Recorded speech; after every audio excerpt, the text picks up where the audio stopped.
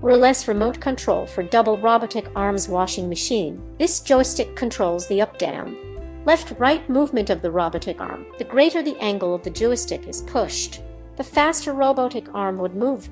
The blue rotary knob could switch to choose which arm to control. Below 4 momentary push buttons could control the washing basket's up and down movement. These actions are achieved by the forward and reverse of the motor. Let's see how the remote control works.